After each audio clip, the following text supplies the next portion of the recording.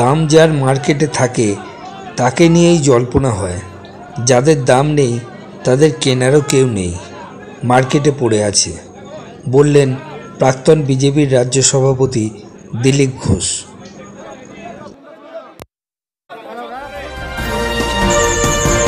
আপনারা দেখছেন শিরোনাম ডিজিটাল। তো দাম যার থাকে মার্কেটে না, তাকে নিয়ে জল্পনা হয়, সেই তার সেলের কথা ওঠে। যাদের দাম নেই তাদের কিনবে কে? রাস্তায় পড়ে আছে। দিলীপ ঘোষের দাম আছে, দিলীপ ঘোষের দাম থাকবে, কারণ দিলীপ ঘোষের মধ্যে কোনো ভেজাল নেই।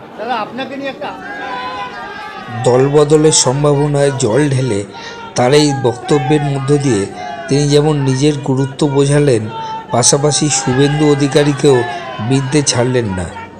আজ বিজেপির নতুন রাজ্য সভাপতি শ্রমিক ভট্টাচার্যের সঙ্গে আলোচনার পর সাংবাদিকদের বিভিন্ন প্রশ্নের উত্তরে অভিমানী প্রাক্তন রাজ্য সভাপতি বলেন, দিলীপ ঘোষের মধ্যে কোনো ভেজাল নেই, পর্নস্টাররাও তৃণমূলের নেতা হয়ে গেছে বলে তিনি অভিযোগ করেন।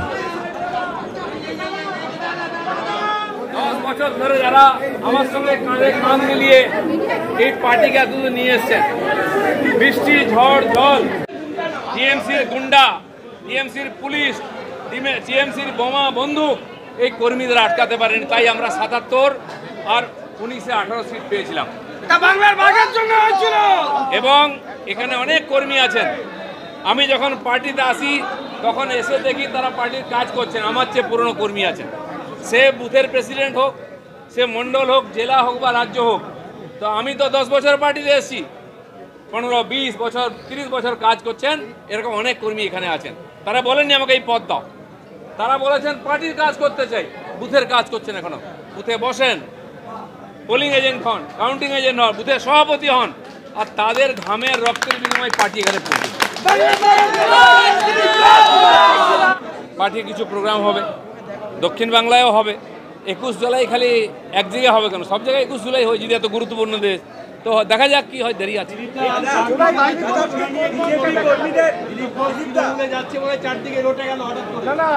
দেখুন, আমি একটা কথা বলি, আমি যেটা শুনেছি মাননীয় রাজ্য সভাপতি বলেছেন দিলীপ ঘোষ ছেলেবেল নয়।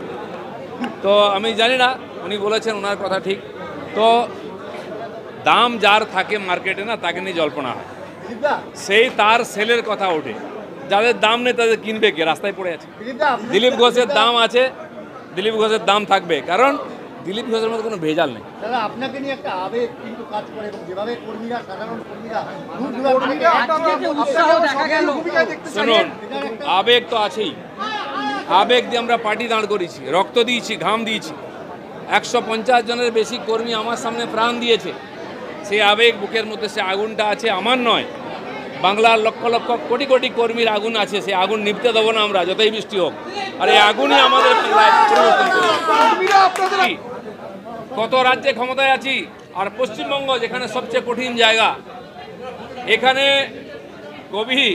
এক কবি 3টা জাতীয় সঙ্গীত রচনা করেছেন। ভারত, বাংলাদেশ, শ্রীলঙ্কার রবি ঠাকুর, 2 জন কবি ভারতের 2টো জাতীয় সঙ্গীত রচনা করেছে এই বাংলার থেকে। ডক্টর শ্যামাপ্রসাদ মুখার্জি ভারতের অখণ্ডতার জন্য বলিদান দিয়েছেন, শুধু বাংলাকে বাঁচিয়ে আনেননি, জিন্নার মুখ থেকে পশ্চিমবঙ্গকে নিয়ে এসেছিলেন। আজ কাশ্মীরে মোদিজি 370 তারা হাঁটিয়ে দিয়ে যে বাংলায় ভারতের সঙ্গে নিয়ে এসছেন, তার বীজারোপণ করেছিলেন শ্যামাপ্রসাদ মুখার্জি। নিজের জীবন বলিদান দিয়ে কাশ্মীরের যে 2 প্রধান, 2 বিধান আর 2 নিশান, তাকে শেষ করেছিলেন। তার যোগ্য উত্তরসূরি মোদিজি আজকে সেটাকে দেশের মধ্যে নিয়ে এসেছেন। বীজ আকারে আছে, এই বাংলা লড়াই দিয়েছে। দুর্ভাগ্যবশত এই বাংলায় জাতীয়তাবাদের বাংলা জাতীয়তা বিরোধী বাংলা হয়ে গেছে। এখানে সিমি, জামাত, আল কায়দার উগ্রপন্থীরা ঘুরে বেড়াচ্ছে, পাঞ্জাবের গ্যাংস্টার, মণিপুর মিজোরামের টেররিস্ট, সারা দুনিয়ার সমস্ত দেশ বিরোধী শক্তি এখানে মাথা চাড়া দিচ্ছে। বর্তমান টাকা লুট করে দুর্নীতি করত, তারপরে মানে দুর্নীতিগ্রস্তরা নেতা হতো, তারপরে রেপিস্টরা নেতা হতো, এখন শুনছি পর্ন স্টার রাউন্ড টিএমসির নেতা হয়ে গেছে। কি হয়েছে কিনা? কার ছবি কোথায় যাচ্ছে, এই হচ্ছে টিএমসির নেতা। পশ্চিমবাংলার মানুষ 1 মিনিট ওই সরকারকে রাখতে চায় না, কিন্তু সংবিধান অনুযায়ী যখন আমাদের এই নির্বাচন হবে, সম্পূর্ণ শক্তি দিয়ে লড়াই করে আমরা পার্টিকে জেতাবো। পার্টি যাকে নেতা ঠিক করে দেবে সে আমাদের নেতা, তার জন্য আমরা জীবন দেবো। এই কাজে